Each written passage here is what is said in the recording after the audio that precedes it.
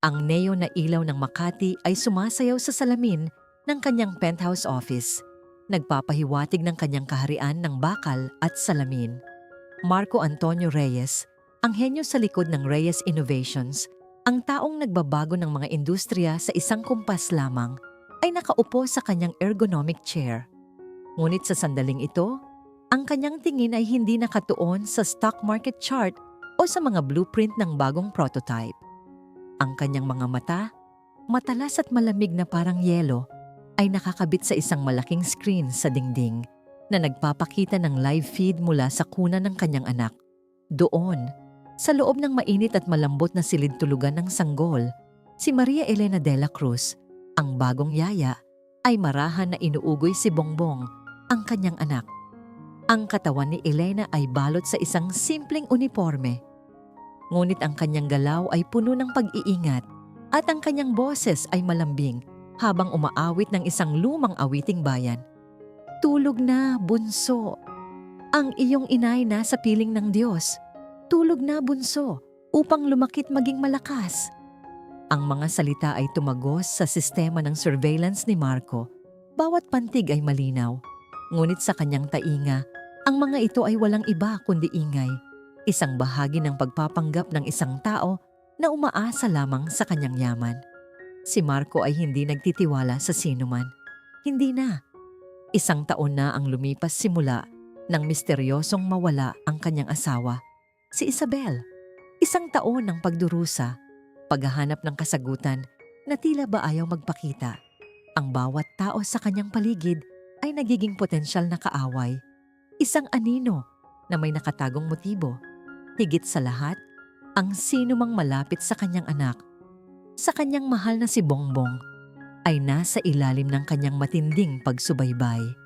Ito ang kanyang mundo ngayon, isang piitan ng hinala at paranoia, kung saan ang teknolohiya ay nagsisilbing kanyang mga mata at tainga, ang kanyang tanging katiyakan. Ang kanyang puso, matagal ng yelo mula nang mawala si Isabel, ay tanging para kay Bongbong. At para maprotektahan si Bongbong, handa siyang gawin ang lahat, kahit na maging isang halimaw sa mata ng iba. Si Elena, na walang kaide-ideya na ang bawat paggalaw niya ay binabantayan, ay patuloy sa kanyang trabaho ng buong pag-iingat. Ang kanyang mga daliri ay marahan na humahaplos sa likod ni Bongbong, ang kanyang ulo ay nakasandal sa dibdib ng yaya. Ang bata ay halos 2 buwan pa lamang, at sa bawat araw, nakikita ni Elena ang kakaibang mga detalye na tila hindi napapansin ng iba. Ang kanyang tingin ay matalim, sinanay ng taon ng pagiging nurse. Habang kinakarga niya si Bongbong, napansin niya ang bahagyang pagkabigat ng ulo ng bata na tila kulang sa suporta. Ang mga braso ni Bongbong ay tila mahina kapag sinusubukan niyang abutin ang isang malambot na laruan na inaalok ni Elena. Ang kanyang mga daliri ay hindi ganap na nakakapitan. Mayroon ding mahinang paghinga na tila parang isang malambot na huni at isang labis na pagkabigla tuwing may biglaang tunog na tila hindi normal para sa isang sanggol. Isang hindi maipaliwanag na pangamba ang unti-unting lumalaganap sa kanyang kalooban. Isang anino mula sa nakaraan na nagbabanta na bumalik. Alam niya ang pakiramdam na ito. Ang pangamba na ito ay kilala niya. Sa kanyang maliit na silid sa service quarter, sa ilalim lamang ng mga mata ng kamera ni Marco, sinimulan ni Elena ang kanyang masusing pagmamasid. Bawat gabi, pagkatapos matiyak na natutulog na si Bongbong, bubuklatin niya ang isang maliit na notebook na may hardcover. Ang mga pahina ay nakakalat sa pamamagitan ng kanyang makinis na sulat kamay. Sa bawat entry, detalyado niya ang bawat sintomas na kanyang napansin. Araw 3, hindi gaanong matatag ang ulo. Medyo malambot ang katawan kaysa karaniwan. Hindi lubos na nagrereklamo kapag inilalapag. Normal? Araw 5, nahihirapan sa pagdedede. Kailangang paulit-ulit na gisingin. Mabilis mapagod. Hindi gaanong aktibo ang paggalaw ng mga binti. Araw 7, kakulangan ng reaksyon sa mga pamilyar na stimuli. Hindi gaanong tumitingin sa mga laruan o mukha. May ilang mahinang panginginig ng kamay minsan, lalo na kapag nagpapahinga. Hindi ba ito normal sa mga bagong silang? Sa bawat linya na isinusulat niya, ang imahe ng kanyang nakababatang kapatid, si Rafael Rafi, ay bumabalik sa kanyang isipan.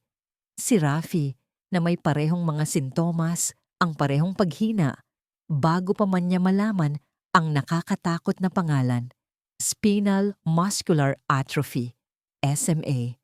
Ang alaala ng kawalang magawa ng kanyang mga magulang, ang unti-unting pagkawala ng buhay sa mga mata ni Rafi, ang huling hininga na hindi nila kayang hawakan.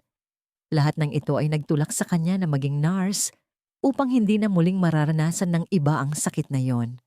Ngayon, ang mga alaaalang ito ay tila ba isang lason na bumubulong sa kanya na may masamang nangyayari kay Bongbong.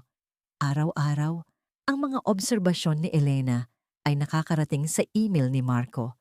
Isang maikli at formal na ulat, puno ng mga medikal na termino na tila niya sinasadyang ilagay. Ngunit si Marco, na matatag na naniniwala sa kanyang mga itinalagang pediatricians, ang mga pinakamahuhusay na pangalan sa St. Luke's na binabayaran ng kanyang kayamanan, ay walang pakialam. Alarmist ang kanyang unang naiisip, overreacting. Ang kanyang mga doktor ay paulit-ulit na nagpapakalma sa kanya, na nagsasabing normal ang kaunting pagkaantala sa pag-unlad o pagiging sensitibo sa mga sanggol. Ang mga ulat ni Elena ay nagpapataas lamang ng kanyang hinala. Ano ang motibo ng babaeng ito? Gusto ba niyang maging mahalaga? Gusto ba niyang magpanggap na mas may alam kaysa sa mga eksperto? Ang mga mata ni Marco ay tila ba naghuhukay sa bawat salita, naghahanap ng nakatagong intensyon. Sa isang pagkakataon, hindi na kinaya ni Elena. Nagtipon siya ng lakas ng loob na lumapit kay Marco habang nagpapahinga ito sa kanyang library. Isang silid na puno ng mga librong balat at sining na nagkakahalaga ng milyon-milyon. Sir Reyes, ang kanyang tinig ay mahina ngunit matatag. Tungkol po kay Bongbong. Sa tingin ko po may hindi po tama sa kanyang mga galaw. Tiningnan siya ni Marco. Ang kanyang mga mata ay malamig. Miss Dela Cruz, ang mga doktor ay nagbigay na ng kanilang pahayag. Ang aking anak ay maayos. Baka masyado ka lang nag-aalala. Ngunit sir, ang mga symptoms po. Mga symptoms? Putol ni Marco. Ang kanyang boses ay tila ba isang hiwa ng yelo. Ikaw ay isang yaya, Miss Dela Cruz, hindi isang doktor. Hindi mo trabaho ang mag-diagnose.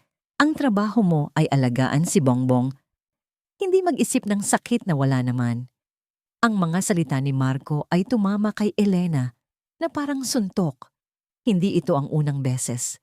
Sa bawat pagtatangka niya na magpaliwanag, lagi siyang sinasagot ng parehong malamig na pader ng pagtanggi at akusasyon, imagination, unprofessional, violating terms of contract.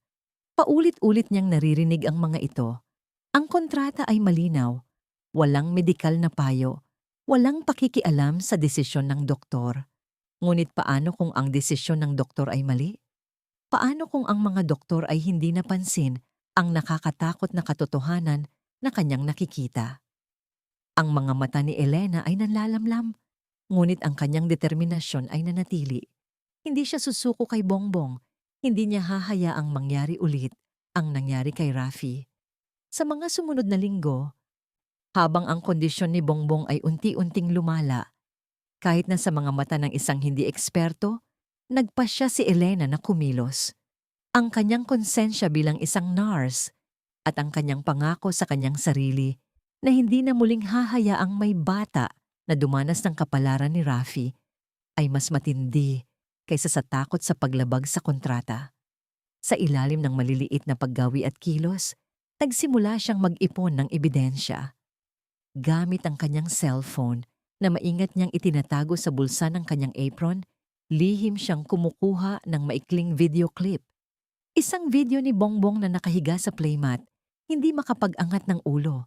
Isang clip ng kanyang pagsubok na abuti ng isang laruan. Ngunit ang kanyang mga braso ay nanatiling mahina Ang kanyang kamay ay nanginginig. Isang pag-record ng kanyang kakaibang paghinga habang natutulog. Hindi niya hiniling ang pahintulot ni Marco. Alam niyang hindi ito ibibigay.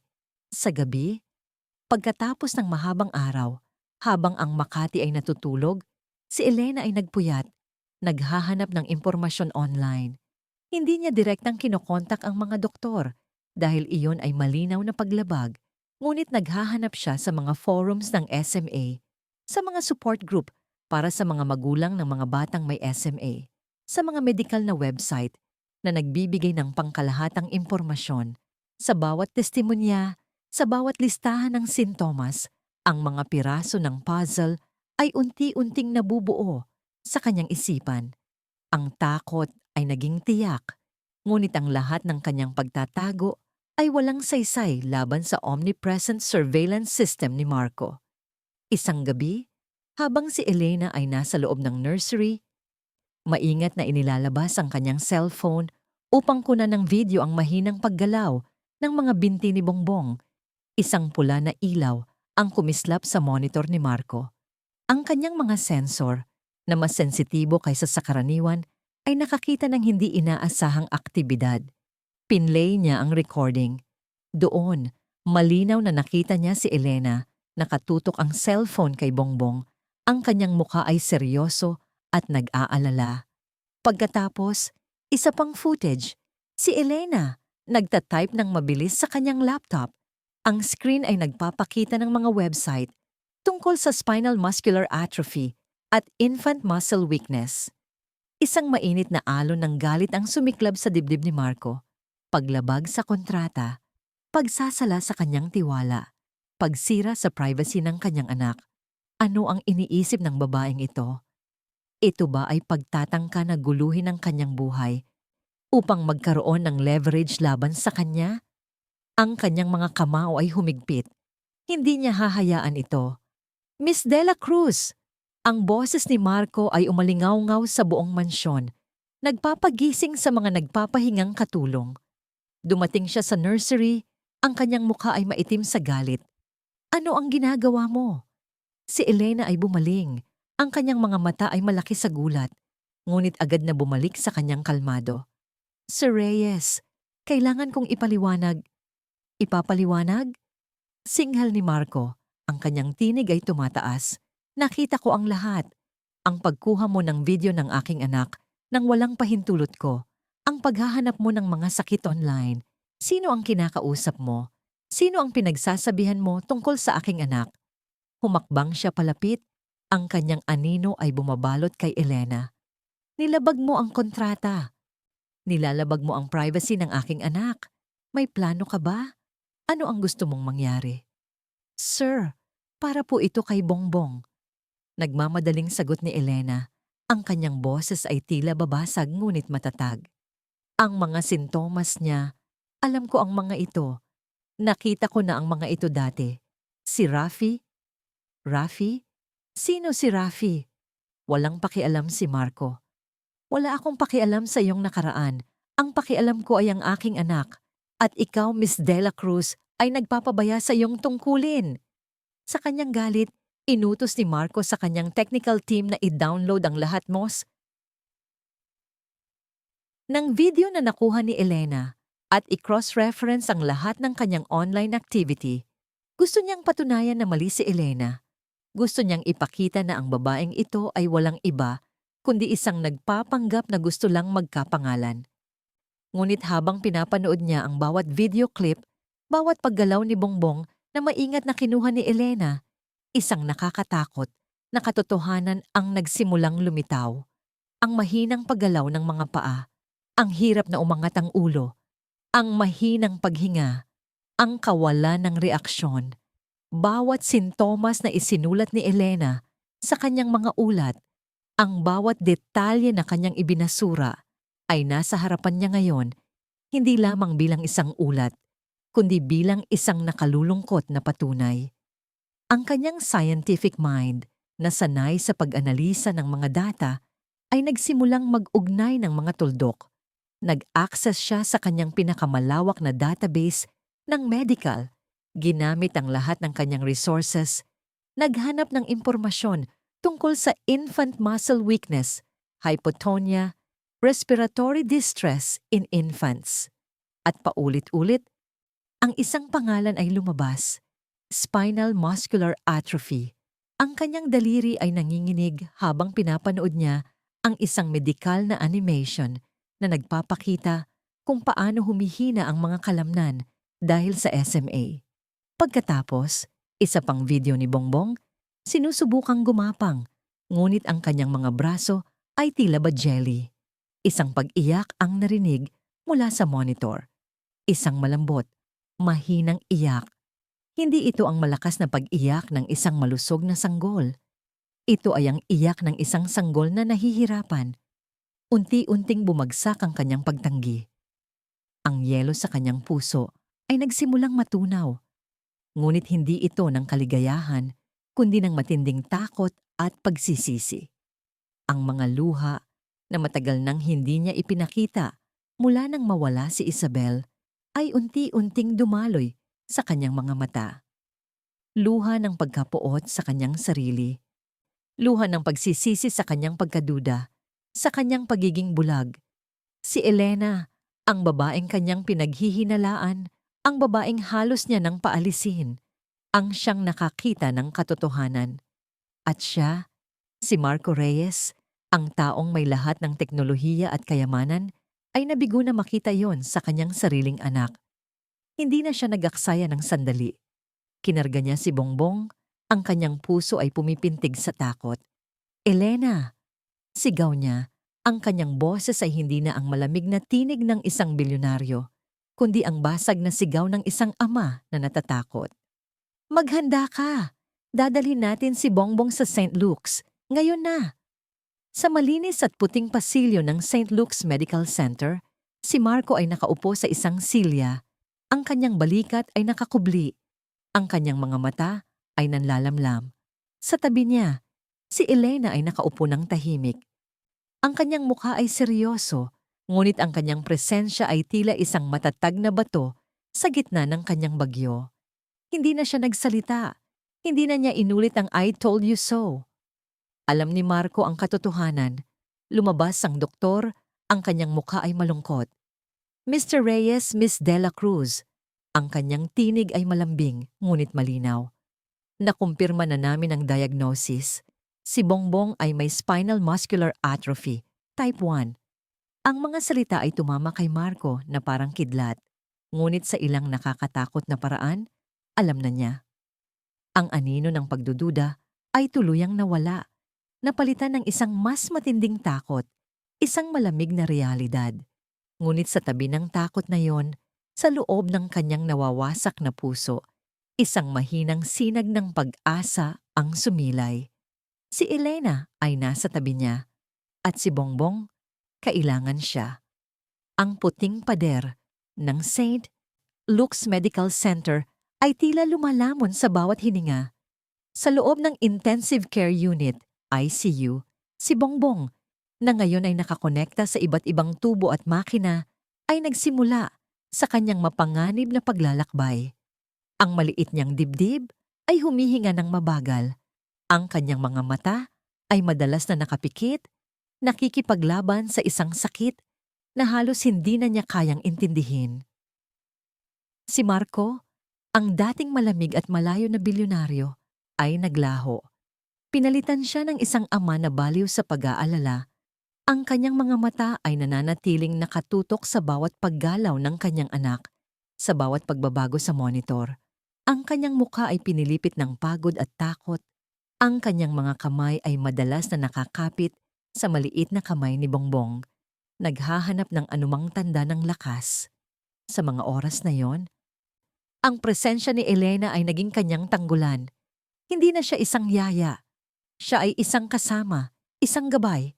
Ang kanyang kalmado, ang kanyang kaalaman sa medikal na hargon, ang kanyang tahimik na pag-uudyok sa mga nurse ay naging kanyang lakas. Isang gabi, habang nagbabantay sila sa gilid ng kama ni Bongbong, ang mahinang tunog lamang ng mga makina ang sumisira sa katahimikan. Si Marco ay nagsalita.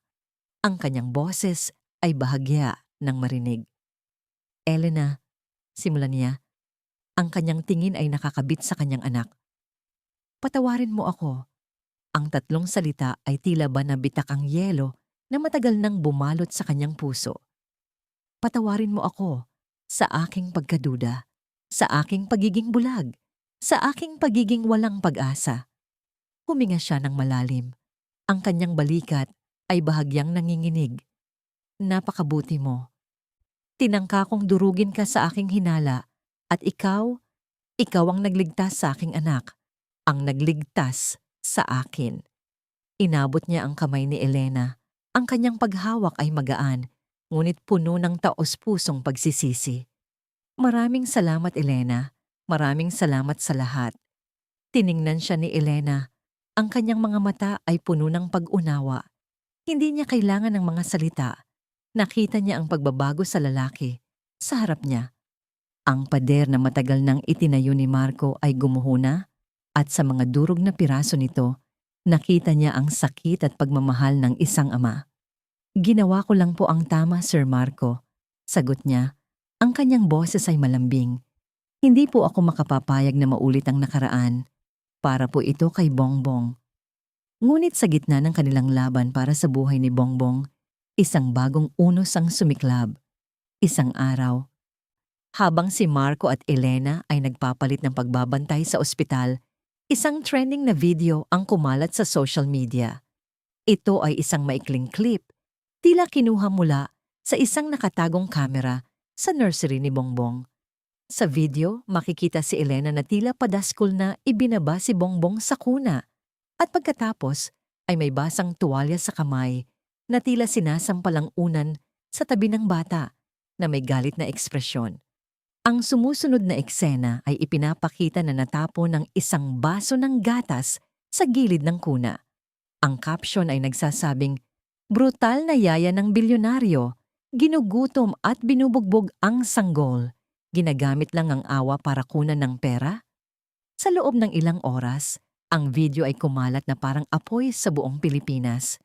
Ang mga netizen na walang pasensya sa paghahanap ng katotohanan ay agad na nagpataw ng hatol. Anong klaseng ina ang magpapaubaya sa ganyan? Dapat ikulong ang babaeng yan. Sinasamantala lang ang yaman ni Marco Reyes. Libu-libong komento ng galit, pagbabanta at pagmumura ang bumuhos sa mga social media accounts ni Elena at ni Marco. Ang mga pangalan nila ay naging trending topic at sa loob ng ilang araw, ang istorya ay kinuha ng mga mainstream media.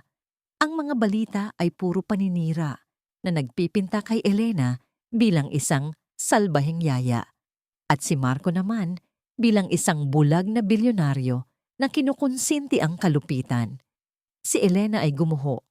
Ang mga salita ay tumagos sa kanyang puso. Sinira ang kanyang matatag na loob. Ang kanyang telepono ay walang tigil sa pagtunog sa mga tawag at mensahe ng pagbabanta. Ang kanyang pamilya sa Quezon ay nakakaranas din ng panlilibak mula sa kanilang mga kapitbahay. Nakaramdam siya ng matinding pagkadismaya. Gusto niyang magtago, gusto niyang tumakas mula sa lahat ng ito. Bakit po ganito? Bulong niya kay Marco isang gabi. Ang kanyang mga mata ay namumula sa luha. Bakit po nila ginagawa ito?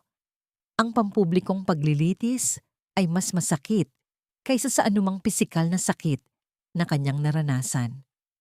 Ngunit si Marco, na ngayon ay armado ng bagong pag-unawa, ay hindi papayag. Ang kanyang mga kasanayan sa teknolohiya at ang kanyang mga mapagkukunan ay nagbigay daan sa kanya upang kumilos ng mabilis. Sa loob ng Reyes Innovations, isang emergency team ang binuo. Matapos suriin ang lahatas ng footage mula sa kanyang libu-libong kamera sa kanyang mansyon, natuklasan niya ang katotohanan. Ang video ay sadyang pinutol at binago. Ang padaskol na pagbaba kay Bongbong ay dahil sa panginginig ng bata, dulot ng mataas na lagnat.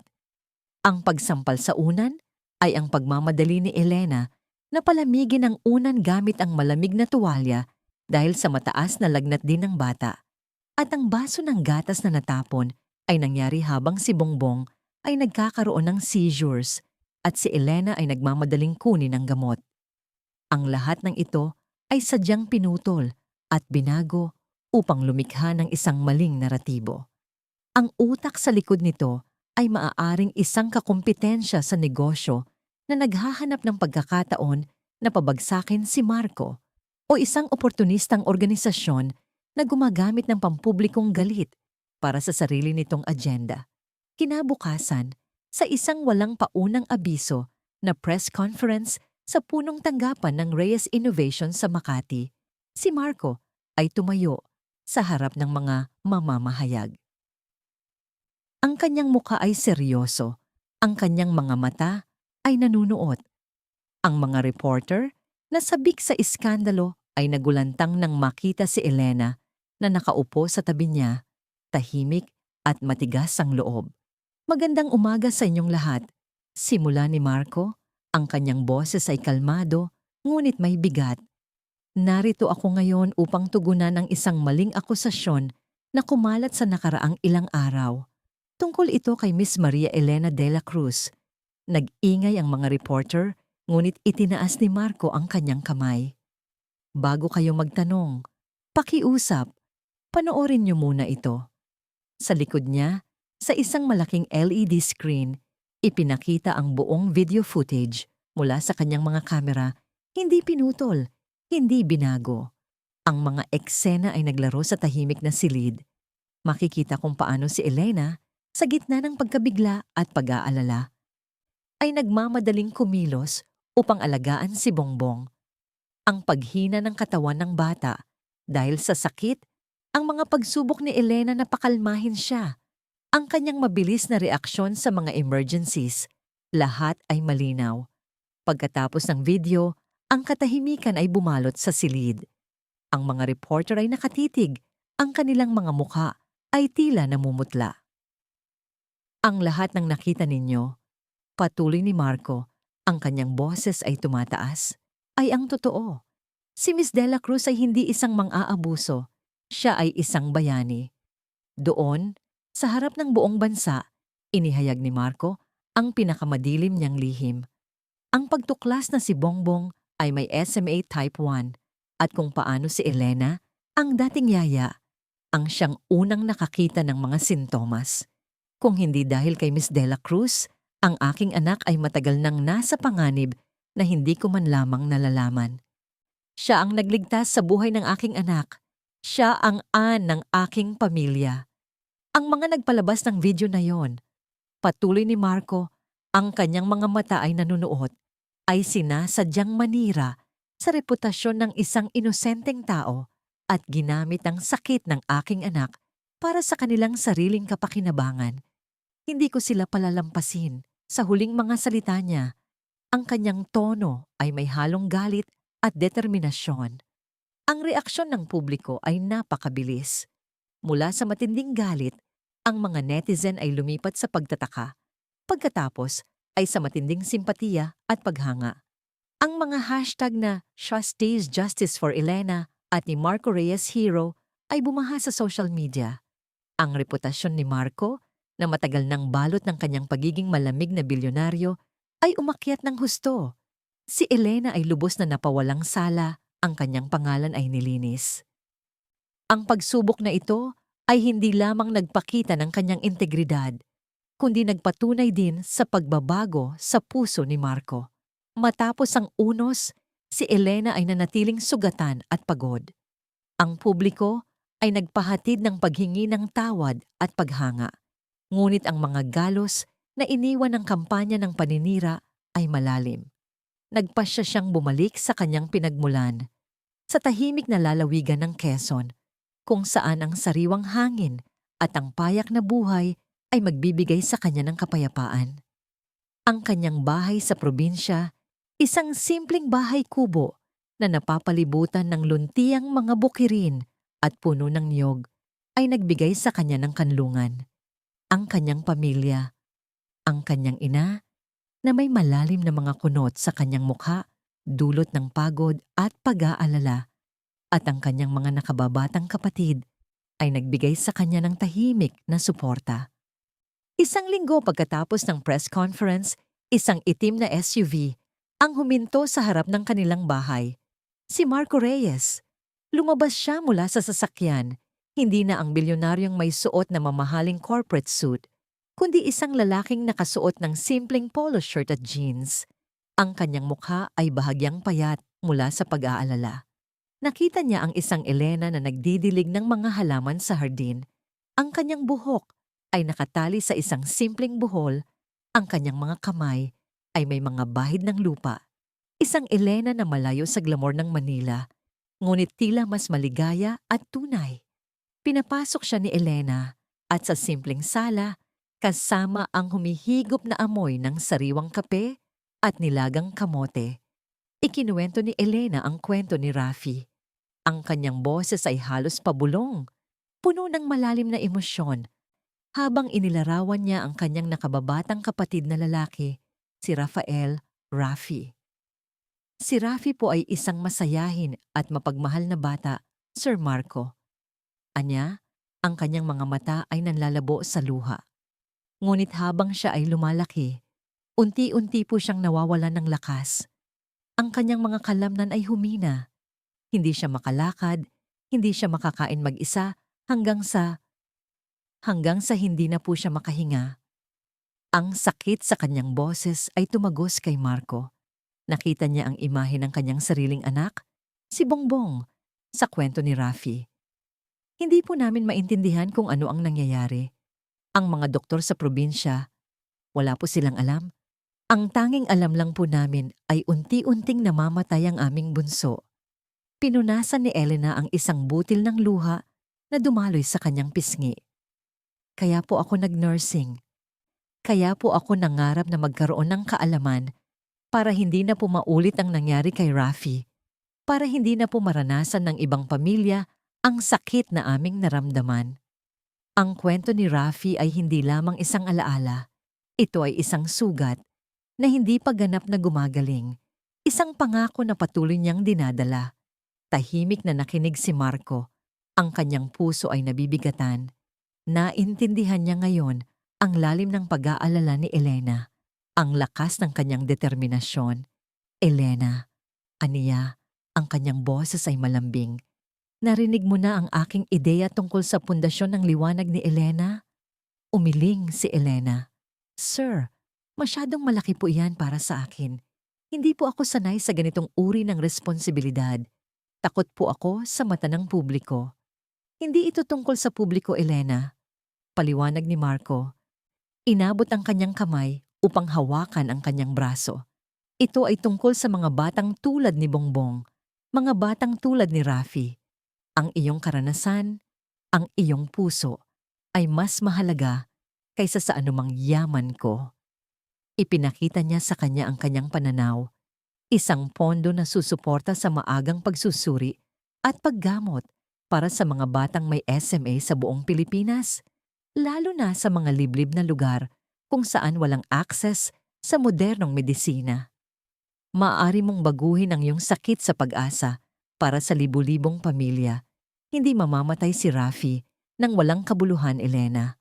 Ang kanyang alaala ay magiging liwanag para sa iba.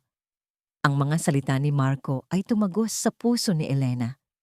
Ang ideya ng pagbibigay ng pag-asa sa iba, ang pagkakataon na ibahagi ang kanyang kaalaman at karanasan, upang hindi na muling maranasan ng ibang mga magulang ang kawalang magawa na naramdaman ng kanyang sariling ina at ama. Ito ang nagpakilos sa kanya. Ang alaala ni Rafi ay tila bumubulong sa kanya, nag-uudyok sa kanya na lumaban. Sa isang seryosong tono, tumango si Elena. Sige po, Sir Marco, para po kay Rafi, para po sa lahat ng batang may SMA, gagawin ko po ang lahat ng aking makakaya. Sa sandaling iyon, ang relasyon ni Marco at Elena ay nagbago. Hindi na sila amo at yaya.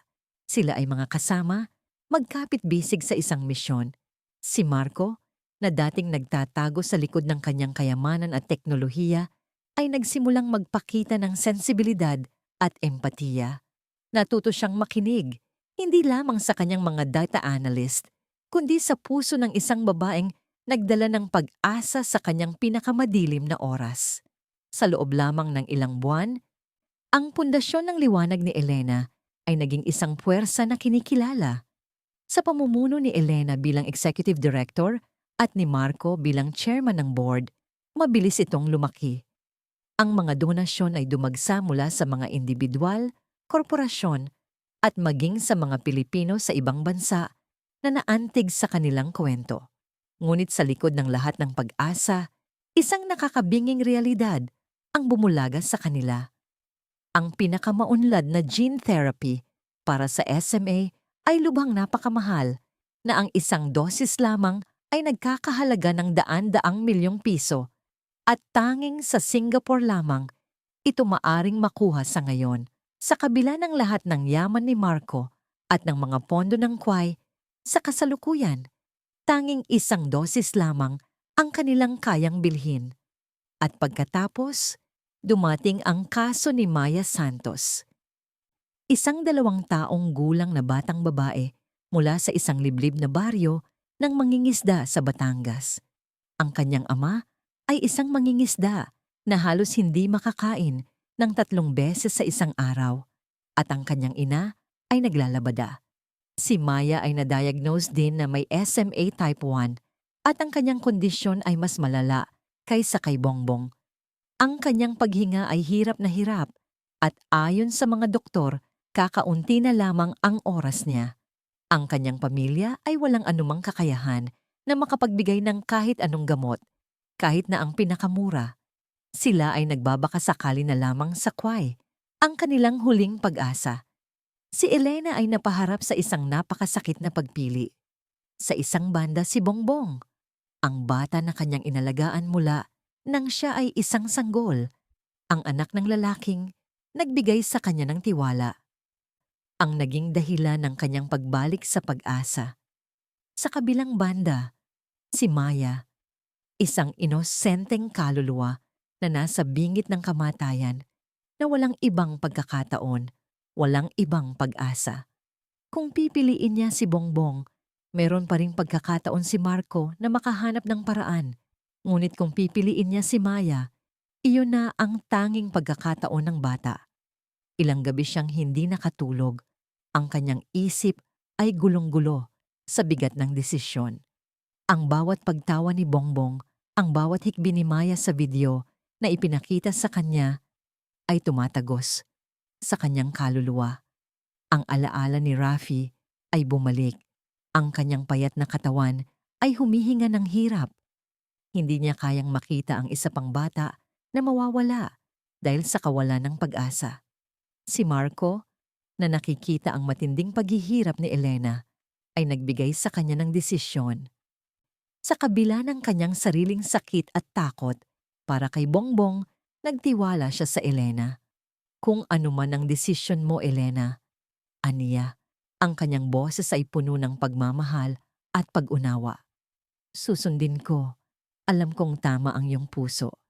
Sa wakas, matapos ang isang gabi ng matinding pagdarasal at paghahanap ng kasagutan, nagpasya si Elena. Ang alaala ni Rafi ay ang kanyang gabay. Hindi niya hahayaang mamatay ang isa pang bata nang walang paglaban. Ginawa niya ang pinakamahirap na desisyon ng kanyang buhay. Maya, ang kanyang tinig ay matatag nang ipinahayag niya ang kanyang desisyon kay Marco. Si Maya ang kailangan natin tulungan ngayon. Si Marco ay nagulat sa simula. Ang kanyang mukha ay nagpakita ng sakit. Ngunit nang makita niya ang matatag na tingin sa mga mata ni Elena, naintindihan niya. Ito ay isang gawa ng matinding sakripisyo, isang pagpili na nagpapakita ng tunay na kaluluwa ni Elena. Dahan-dahan, niyakap niya si Elena. Ang kanyang pagyakap ay puno ng pag-unawa at paghanga. Magiging proud si Rafi sa iyo, Elena, bulong niya, at ako rin. Sa isang emosyonal na press conference, inanunsyo ni Marco ang desisyon. Ang pundasyon ng liwanag ni Elena ay itinatag upang magbigay ng pag-asa sa lahat ng batang Pilipino na may SMA. At ngayon, ipinagmamalaki ko na sabihin na ang aming pondo para sa isang dosis ng gene therapy ay ilalaan para kay Maya Santos, isang batang babae mula sa Batangas na nangangailangan nito ng pinakamadalas. Hindi namin iiwan ang sinumang bata. At para kay Bongbong, patuloy ni Marco, ang kanyang boses ay nanginginig. Hindi kami susuko.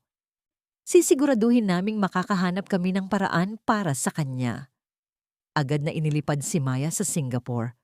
Matagumpay siyang nakatanggap ng gamot at nagsimula siyang gumaling na nagbibigay ng pag-asa sa maraming pamilya. Ang komunidad ng Pilipinas ay naantig sa kwentong ito na nagpuri sa pagiging bukas palad ni Elena at sa suporta ni Marco. Ngunit si Bongbong ay nananatili pa ring naghihintay at si Marco ay nagsimula sa isang mapangahas na paghahanap upang makahanap ng karagdagang pondo. Sa pagtatapos ng kabanatang ito, si Elena ay nakatayo sa tabi ni Marco. Ang kanilang mga mata ay nagtagpo. Sa gitna ng lahat ng kaguluhan, ng pagkabigo at pagtatagumpay, isang tahimik na paggalang at isang hindi maipaliwanag na damdamin ang nagsimulang lumago sa pagitan nila. Magkasama nilang nilabanan ang isang napakalaking pagsubok. At sa paglaban na yon, natagpuan nila ang isang mas malalim na koneksyon na hindi kayang sirain ng anumang pagsubok. Sa loob lamang ng ilang buwan, ang pundasyon ng liwanag ni Elena ay mabilis na lumago, tulad ng isang binhi na inalagaan ng may pagmamahal at ngayon ay nagbubunga. Ang pangalan ni Elena, na dating binugbog ng mga akusasyon, ay ngayon ay naging simbolo ng pag-asa at pag-asa para sa maraming pamilya sa buong kapuluan. Ang mga media outlets na dating naglabas ng mga mapanirang balita ay ngayon ay nag-uulat ng mga tagumpay ng Kwai, ang mga kwento ng mga batang natulungan at ang inspirasyong ibinibigay ni na Elena at Marco. Ang kanilang opisina sa Makati ay naging sentro ng pag-asa, puno ng mga volunteer na sabik tumulong at mga magulang na may kumikinang na pag-asa sa kanilang mga mata. Ang bawat sentimo na donasyon ay maingat na inilalaan at ang bawat desisyon ay ginagawa ng may matinding pag-iingat. Mula sa pinakamataas na penthouse sa Metro Manila hanggang sa pinakamalayong baryo sa probinsya, ang liwanag ni Elena ay nagsisimulang lumiwanag. Ngunit ang paglaki ng isang institusyon, tulad ng paglaki ng isang tao, ay may kaakibat na pagsubok. Ang kasikatan ng Kwai ay hindi lamang nagdala ng paghanga kundi pati na rin ng mas mataas na pagsubaybay at mga hamon. Sa bawat batang natulungan, mayroong 10 iba pa na naghihintay at ang bawat kaso ay may sariling pagiging komplikado. Ang napakalaking pangangangailangan ay nagdulot ng matinding presyon sa kanilang limitadong mapagkukunan. Isang nakakabinging katahimikan ang bumaba sa opisina ng Pundasyon ng Liwanag ni Elena isang umaga. Ang dating masiglang ingay ng mga telepono, ng mga nagtatype na keyboard, at ng mga pag-uusap ay nawala, napalitan ng isang mabigat na ulap ng kalungkutan. Ang balita ay kumalat na parang apoy, mas mabilis kaysa sa anumang wildfire. Isang maliit na anghel ang nawala. Si Angel de la Cruz, 5 taong gulang, mula sa isang liblib na bayan sa Ifugao, ay pumanaw sa isang maliit na ospital sa probinsya habang naghihintay ng suporta mula sa Kwai. Si Angel ay isa sa daan-daang mga batang nasa listahan ng Kwai na may SMA Type 1 na ang kanyang kondisyon ay lumalala ng mabilis. Ang kanyang pamilya ay naglakbay ng maraming oras. Bumaba mula sa mga bulubundukin, dala ang pag-asa na ang liwanag ni Elena ang magliligtas sa kanilang anak. Ngunit ang kanilang pag-asa ay natapos sa isang malamig na kama sa ospital. Ang huling hininga ng kanilang anak ay hindi na naabutan ng tulong. Ang kanyang mga magulang, mga magsasaka na hindi marunong bumasa at sumulat, ay nakaupo sa gilid ng kanyang kama. Ang kanilang mga mata ay tuyo sa luha. Ang kanilang mga puso ay basag sa kawalang magawa. Ang insidente ay agad na sinamantala ng mga kritiko. Parang may naghihintay lamang sa isang pagkakamali.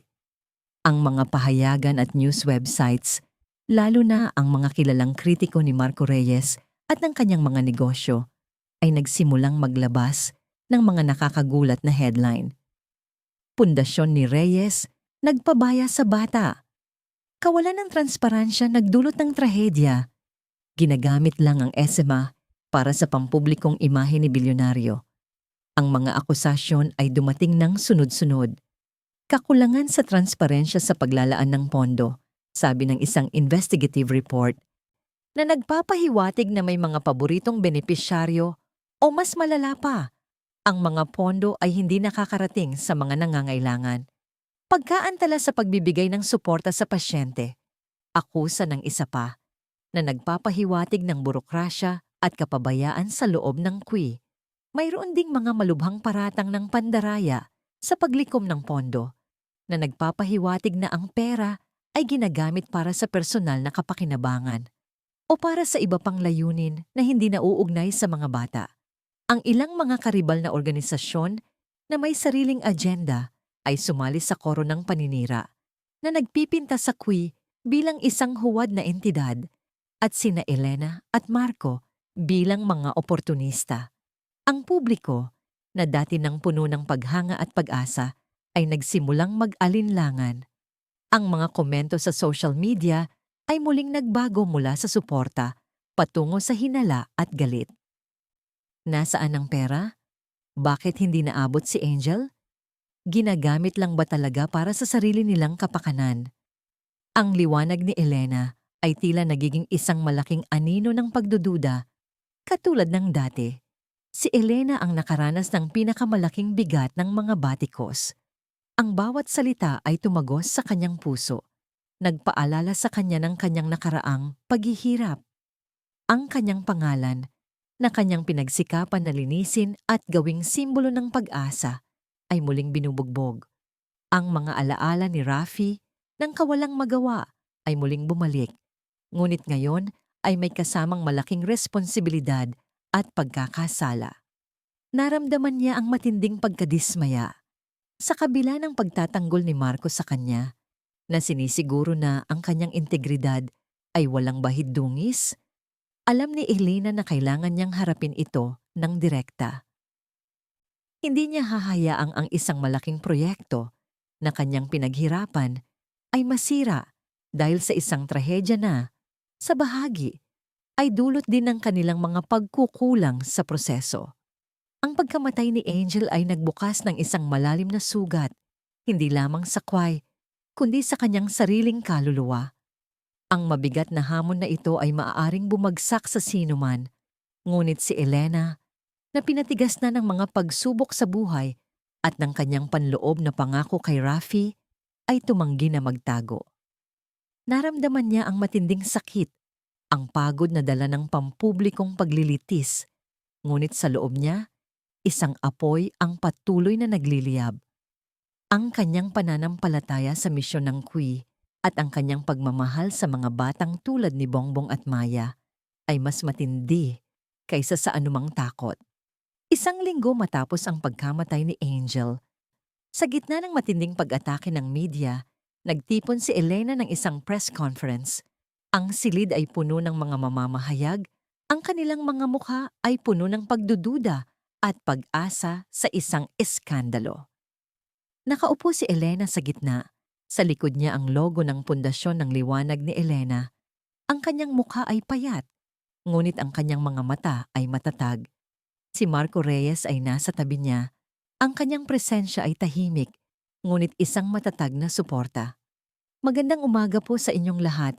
Simula ni Elena, ang kanyang boses ay malinaw at matatag sa kabila ng bahagyang panginginig. Nakaharap po tayo ngayon sa isang napakasakit na katotohanan.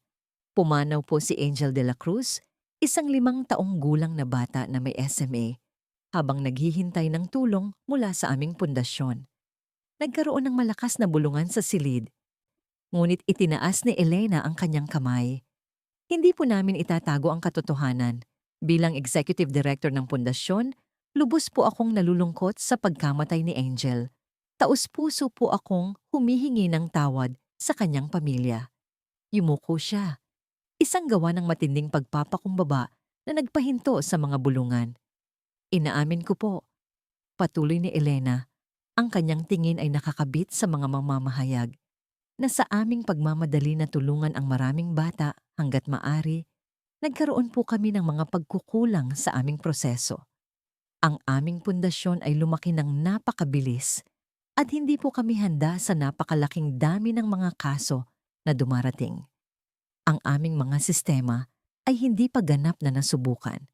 Ito ay isang aral na kailangan naming matutunan sa masakit na paraan.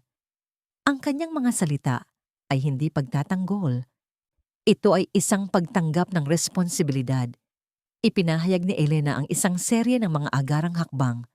Sa loob ng bisan pa part oras, anunsyo niya, magbubukas po kami ng isang malalim at transparent na investigasyon sa internal na pamamahala ng Quay. Hihilingin po namin ang tulong ng mga independenteng auditor at mga kinatawan mula sa mga respetadong organisasyon ng civil society na sumali sa aming board upang masiguro ang ganap na transparensya at pagiging accountable. Isiniwalat din niya na ang lahat ng ulat sa pananalapi, listahan ng mga pasyente at mga pamantayan sa pagsusuri ng aplikasyon ay ipopost sa website ng QUI na may isang direktang channel ng feedback para sa publiko. Huwag po kayong mag-alinlangan na magtanong. Sasagutin po namin ang lahat ng inyong katanungan. Kasama ang suporta ni Marco, inihayag ng QUI ang isang komprehensibong plano ng reforma. Ito ay kinabibilangan ng pagpapalakas ng kanilang koponan ng medikal at administratibo, pagtatakda ng mas malinaw at mas transparent na pamantayan sa pagbibigay ng prioridad sa mga pasyente. Halimbawa, ang pinakamatinding kaso o ang mga may pinakamababang pagkakataon ng kaligtasan sa iba pang paraan at ang pagtatatag ng mas mahigpit na pakikipagtulungan sa mga lokal na ospital at health centers sa buong bansa upang mapabilis ang pagkuha ng impormasyon at pagbibigay ng suporta. Hindi po natin maibabalik si Angel, sabi ni Elena. Ang kanyang boses ay nanginginig sa huling bahagi. Ngunit sisiguraduhin po namin na ang kanyang pagkawala ay magiging catalyst para sa pagbabago upang hindi na muling mangyari ang ganitong trahedya. Ang larawan ni Elena na matatag at handang harapin ang mga batikos, ngunit puno ng pagpapakumbaba at taos-pusong pagmamalasakit, ay unti-unting nagpapanumbalik ng tiwala ng publiko. Ang kanyang katapatan ay lumiwanag sa gitna ng bagyo. Si Marco, na nakikinig sa bawat salita ni Elena, ay nakaramdam ng paghanga sa kanya ng higit kailanman. Siya ay hindi lamang isang babae na may matatalinong ideya. Siya ay isang tunay na leader na may puso at lakas ng loob na tumindig sa harap ng pagsubok. Ang Quay, na tila nasa bingit ng pagbagsak, ay nagsisimulang tumayo muli. Mas matatag, mas matalino, at mas mapagkakatiwalaan. Sa mga buwan na sumunod, ang pundasyon ng liwanag ni Elena ay unti-unting nakabawi. Ang mga reforma na ipinatupad ni Elena, kasama ang tuloy-tuloy na suporta ni Marco at ang transparent na operasyon, ay nagpapanumbalik ng tiwala ng publiko. Ang mga donasyon ay muling dumagsa at ang QUI ay naging isang matatag na haligi ng pag-asa para sa mga pamilya na may mga batang may SMA. Sa gitna ng pagbangon ng QUI, isang hindi inaasahang kaganapan ang naganap na nagbigay ng panibagong lakas at pag-asa. Sa isang public forum tungkol sa kalusugan ng bata, si Senador Lorenzo Enzo Santiago, isang maimpluwensyang politiko na kilala sa kanyang advokasya sa kalusugan, ay nagpahayag ng kanyang buong suporta sa pundasyon. Ang kanyang mga salita ay nagdulot ng malakas na palakpakan. Sa matagal na panahon, itinago ko ang isang personal na pasakit. Pahayag niya, ang kanyang boses ay puno ng emosyon. Ang aking anak na babae, si Isabella, ay ipinanganak na may isang bihirang sakit sa genetic. Alam ko ang sakit, ang takot, ang kawalang magawa na nararamdaman ng bawat magulang na may anak na may ganitong uri ng karamdaman. At sa aking paghahanap ng pag-asa, nakita ko ang liwanag sa pundasyon ni Elena, ang pagsuporta ng isang mataas na opisyal ng gobyerno na may personal na karanasan, ay nagbigay ng malaking kredibilidad at suporta sa QUI. Sa tulong ng pampulitikang pagtataguyod ni Senador Santiago at ng malakas na suportang pinansyal mula kay Marco Reyes na sa wakas ay nakahanap ng paraan upang makalikom ng karagdagang pondo para kay Bongbong sa pamamagitan ng pagbebenta ng isang bahagi ng Reyes Innovations sa isang strategic investor na nagpakita ng kanyang dedikasyon bilang isang ama. Ipinanukala ni Elena ang isang ambisyosong proyekto, isang pambansang kampanya ng pagsusuri ng gene para sa SMA. Ang layunin ng kampanya ay upang matukoy ang mga kaso ng SMA ng maaga, lalo na sa mga buntis at bagong panganak sa mga malalayong lugar kung saan limitado ang access sa pangangalagang medikal. Hindi na tayo maghihintay pa, sabi ni Elena sa kanilang press launch. Kailangan nating hanapin ang sakit bago pa ito lumala, bago pa ito manira ng buhay. Ang pundasyon ay nakipagtulungan sa kagawaran ng kalusugan, DIO, mga universidad ng medisina at mga organisasyon ng kalusugan ng komunidad sa buong Pilipinas. Sina Elena, Marco at Senador Santiago ay naglakbay sa mga lalawigan mula sa Batanes hanggang sa Sulu, nagbibigay ng mga seminar, naghihikayat sa mga lokal na komunidad at personal na nakikipag-usap sa mga pamilya. Nakita nila ang mga luha ng pag-asa sa mga mata ng mga ina na nagkaroon ng pagkakataong masuri ang kanilang mga sanggol ng maaga. Nakita nila ang mga ngiti ng mga ama na nalaman na may lunas ang sakit ng kanilang anak. Ang diwa ng bayanihan ay lumiwanag habang ang mga komunidad ay nagkakaisa upang suportahan ang kampanya. Sa isang seremonya sa Philippine General Hospital, nakita nina Elena at Marco ang resulta ng kanilang mga pinaghirapan. Isang grupo ng mga bata na maagang nasuri at nagsimula ng paggamot para sa SMA ay masiyang naglalaro sa isang maliit na play area. Ang kanilang mga mata ay kumikinang sa kaligayahan. Ang kanilang mga tawa ay bumubuo ng isang matamis na himig. Si Bongbong, na ngayon ay halos 4 na taong gulang, ay kasama nila, tumatakbo at tumatalon ng may kaunting tulong. Ang kanyang mga mata ay puno ng buhay. Sa wakas, nakuha niya ang kanyang napakahalagang gene therapy salamat sa walang tigil na paghahanap ng pondo ni Marco. Si Maya Santos, na ngayon ay naging isang masiglang 3 taong gulang, ay naroon din. Ang kanyang ngiti ay nakakahawa at siya ay naging isang mini-ambassador ng Kwai na nagbibigay ng inspirasyon sa lahat ng nakikipag-ugnayan sa kanya. Ang 2 bata na dating nasa gitna ng isang mahirap na pagpili ay ngayon ay simbolo ng buhay at pag-asa.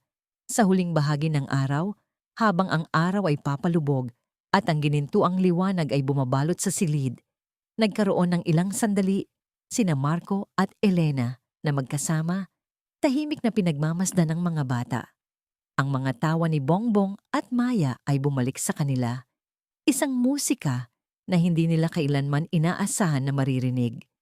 Sa mga sandaling iyon, ang kanilang mga mata ay nagtagpo at naramdaman nila ang isang bagay na mas malalim kaysa sa pagiging kasamahan sa isang misyon. Ito ay paghanga, tiwala, at isang pag-ibig na nagmula sa malalim na pag-unawa at isang ibinahaging layunin. Ang bawat isa sa kanila ay nagmuni-muni sa kanilang mahabang paglalakbay mula sa pagdududa, sa pagkawala, hanggang sa pag-asa. Ang liwanag ng pag-asa ay hindi lamang kumalat sa mga batang may SMA, kundi pati na rin sa kanilang mga puso na unti-unting nagkakaisa. Ang araw ay sumikat hindi lamang sa Metro Manila, kundi sa bawat sulok ng Pilipinas, dala ang isang bagong pag-asa. Ang pambansang kampanya ng pagsusuri ng gene para sa SMA na sinimula ng pundasyon ng liwanag ni Elena ay nagbunga ng tagumpay na lampas sa kanilang inaasahan. Daang-daang kaso ng SMA ang maagang natukoy at libu-libong mga bagong panganak ang nabigyan ng pagkakataon para sa maagang interbensyon na iligtas mula sa kapalarang sinapit ni Rafi o sa bingit ng kamatayan tulad ni Maya. Ang mga kwento ng mga pamilya na ang mga anak ay naisalba, na nakakita ng liwanag sa gitna ng kadiliman, ay kumalat na parang apoy sa buong kapuluan. Mula sa mga liblib na isla ng Palawan hanggang sa mga kabundukan ng Cordillera, ang Kui ay naging isang huwaran para sa mga gawaing pangkalusugan, isang tanggulan ng pag-asa na nagpapakita na ang pagmamalasakit at pagkakaisa ay kayang talunin ang pinakamadilim na sakit. Ang pangalan ng pundasyon ay hindi na lamang isang logo. Ito ay isang salaysay ng himala, ng pakikibaka at ng tagumpay. Sa gitna ng lahat ng ito, si Bongbong, na ngayon ay masigla at aktibo sa kanyang ika-5 taon, ay isang buhay na patunay ng kanilang tagumpay. Hindi na siya ang mahinang sanggol na kailangan ng kanyang yaya upang iligtas ang kanyang buhay. Ngayon, tumatakbo siya, tumatalon, kahit na may kaunting tulong pa rin sa kanyang mga therapeutic sessions, at naglalaro ng may sigla sa hardin ng kanilang mansyon. Ang kanyang mga mata, na dati ay puno ng pagod, ay ngayon ay kumikinang sa kagalakan at pag-usisa. Ang kanyang tawa ay isang matamis na musika na pumupuno sa bawat sulok ng bahay, isang paalala kay Marco sa bawat sandali ng biyaya na natanggap niya. Kailangan pa rin niya ng mga regular na therapy sessions, ngunit ito ay maliit na halaga lamang kumpara sa buhay na naibigay sa kanya. Si Maya Santos naman, na ngayon ay isang bibo at mabilis na 3 taong gulang, ay ganap na nakabawi. Ang kanyang pagiging masayahin at ang kanyang kakayahang makipag-ugnayan ay nagpatunay sa kahalagahan ng maagang interbensyon. Siya ay naging isang mini-ambassador ng Kui.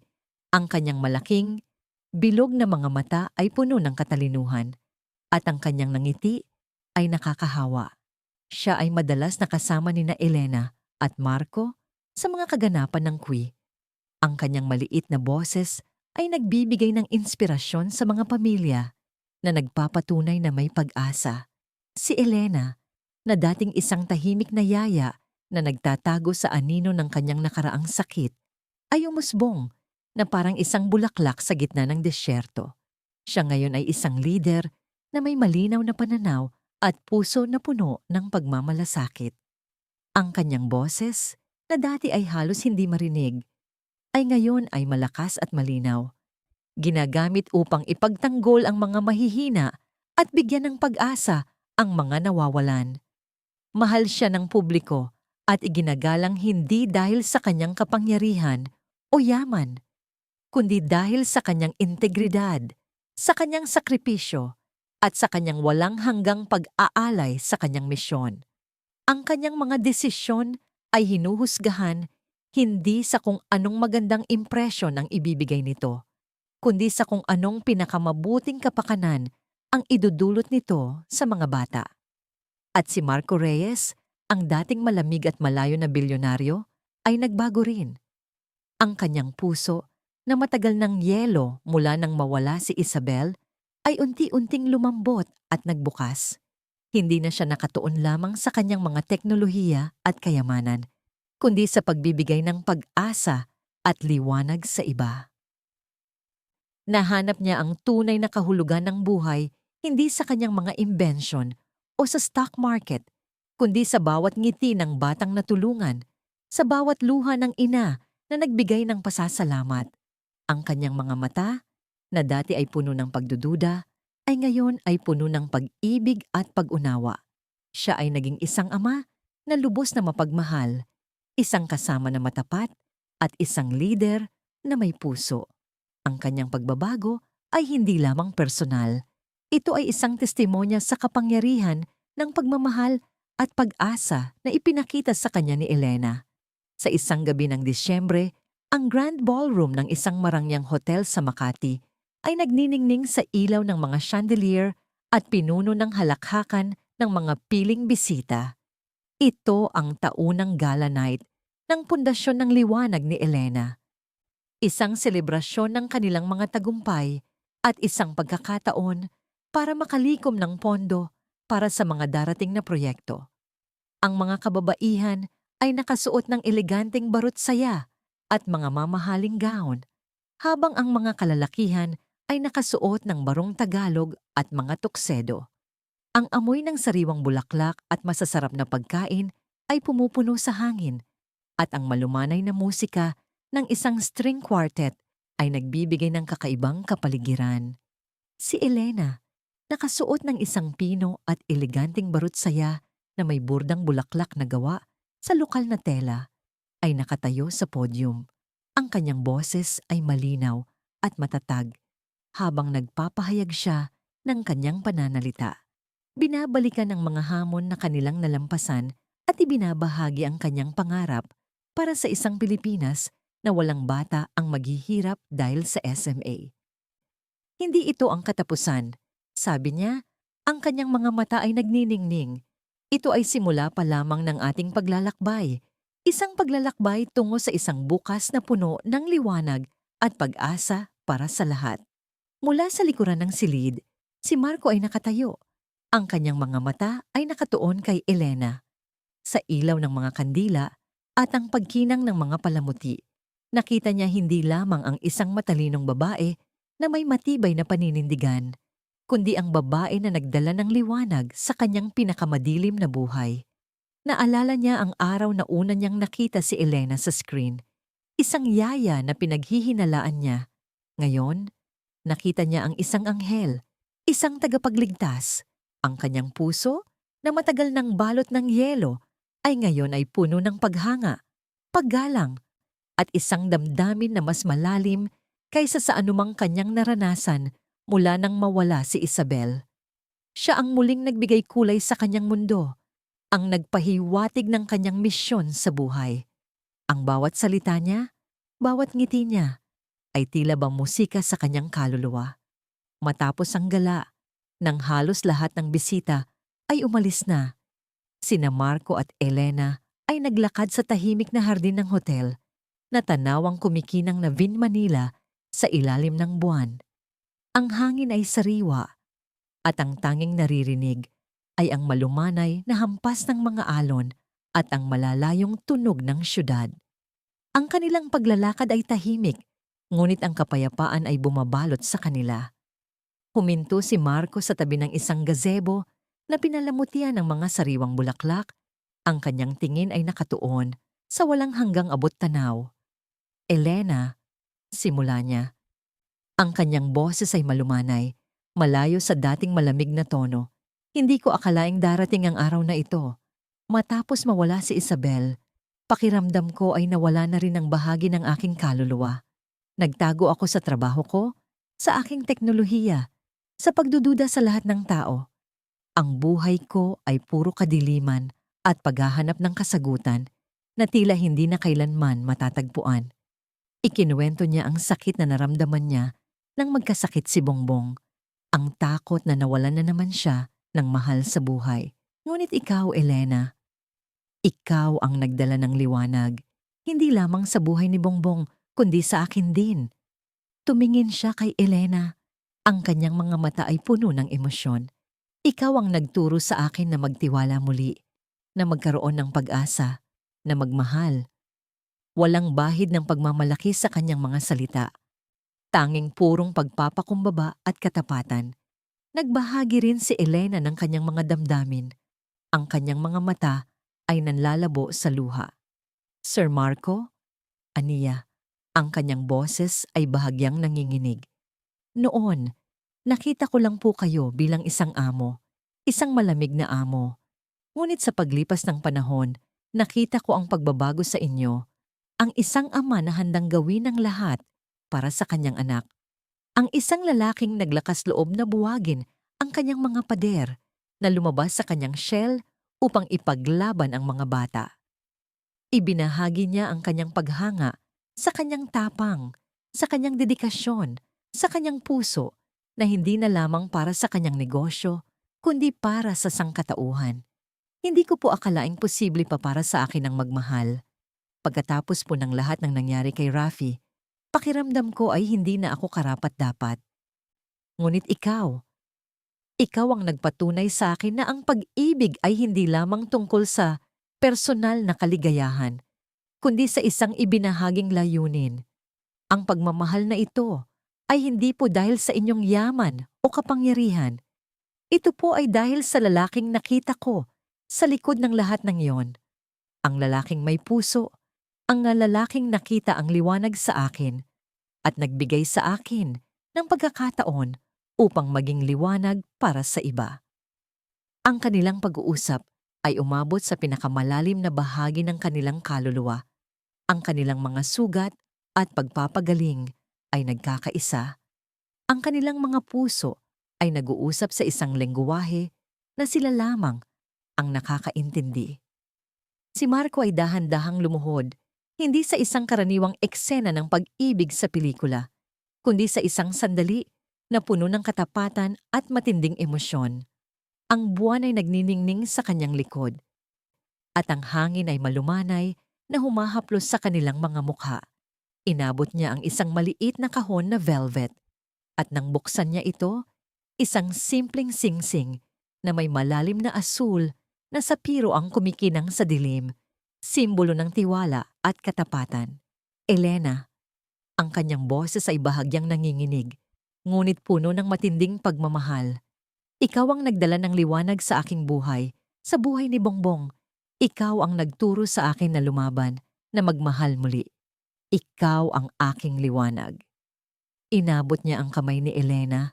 Ang kanyang mga mata ay puno ng pag-asa. Ngunit hindi lamang ako ang nangangailangan ng liwanag na yan. Libu-libong pamilya pa ang naghihintay, Elena. Libu-libong bata ang nag-aantay ng pagkakataon. Ikaw ang may kakayahang magbigay ng pag-asa sa kanila. Huminga siya ng malalim. Ang kanyang pag-aalay ay mas malalim kaysa sa anumang singsing. Maria Elena de la Cruz, maaari mo bang gugulin ang natitirang bahagi ng iyong buhay na kasama ako, hindi lamang upang bumuo ng isang pamilya, kundi upang magkasama nating itanim ang binhi ng pag-asa sa puso ng bawat Pilipinong nangangailangan? Magkasama nating ilawan ng landas para sa libu-libong iba pang mga pamilya? Gusto kitang maging asawa ko, kasama ko sa buhay, at kasama ko sa misyon. Ang mga luha ay bumuhos sa mga mata ni Elena. Hindi lamang ito luha ng personal na kaligayahan, kundi luha ng matinding pasasalamat, ng pagkilala sa isang pangako na mas malaki kaysa sa kanilang dalawa. Ito ay isang pangako na hindi lamang para sa kanyang sarili at kay Marco, kundi para sa bawat batang may SMA, sa bawat pamilyang nangangailangan ng pag-asa. Ang kanyang puso ay umaapaw sa pag-ibig at determinasyon. Opo, Marco, sagot niya sa gitna ng kanyang mga luha. Ang kanyang boses ay isang bulong, ngunit puno ng pagiging totoo. Opo, makakasama mo ako sa lahat ng aking buhay, sa lahat ng ating misyon. Isinuot ni Marco ang singsing sa kanyang daliri, at sa sandaling iyon, ang kanilang mga puso ay nagkaisa. Hindi lamang ito isang kasal, ito ay isang pakikipagkasundo, isang matibay na pangako na magkasama silang haharap sa bawat hamon. Magkasama silang maglalayag sa bawat unos, at magkasama silang magbibigay ng pag-asa sa mundo. Kinabukasan, sa unang bahagi ng umaga, sina Marco at Elena ay nakatayo sa tuktok ng Tagaytay Ridge.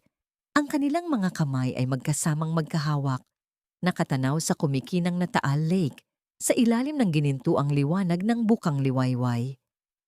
Ang hangin ay sariwa at malinis, at ang kalikasan ay tila ba nagbibigay pugay sa bagong yugto ng kanilang buhay. Sa hindi kalayuan, naglalaro sina Bongbong at Maya. Ang kanilang mga tawa ay bumubuo ng isang matamis na himig na pumupuno sa buong lugar. Ang tawa ng mga bata ay hindi lamang isang simpleng tunog. Ito ay ang sagisag ng kanilang tagumpay, ang ebidensya ng pag-asang kanilang itinanim. Hindi lamang nila natagpuan ang pag-ibig sa isa't isa, kundi natagpuan din nila ang tunay na kahulugan ng buhay, ang pagbibigay ng sarili para sa kapakanan ng iba. Sa bawat pagsubok na kanilang nalampasan, sa bawat sakripisyo, natuklasan nila ang isang koneksyon na mas malalim kaysa sa anumang material na bagay. Ngayon, sa harap ng bagong bukang liwayway, magkasama nilang binalangkas ang mga bagong plano para sa pundasyon. Mga proyektong mas malalaki na aabot sa mas maraming lugar, na magdadala ng mas maraming liwanag. Ang kanilang paglalakbay ay patuloy, puno ng pag-asa at inspirasyon na may diwa ng bayanihan na nagpapakita na sa pagkakaisa at pagmamahalan, walang imposible. Sa bawat pagsikat ng araw, isang bagong pangako ang sumisikat. Isang pangako na ang liwanag ay patuloy na magliliwanag, hindi lamang para sa kanilang pamilya, kundi para sa lahat ng Pilipino.